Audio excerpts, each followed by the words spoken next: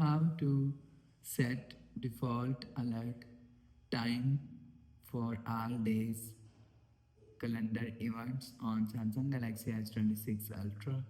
Let's start the video. First of all, go to app library. Here click on calendar app.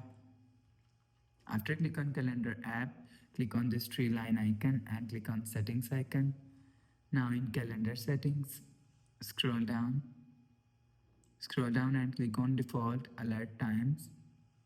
After click on default alert time, so if you want to set, you will see select 1 hour before, 1 day before, 10 minutes before, and all time of event.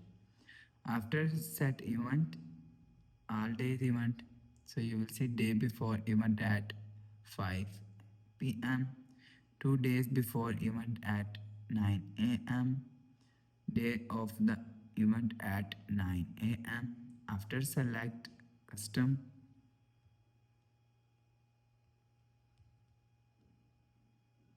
go back to home screen. So that's how you can set default alert time for all day calendar event on Samsung Galaxy S26 Ultra. If you like the video, please subscribe. Thanks for watching.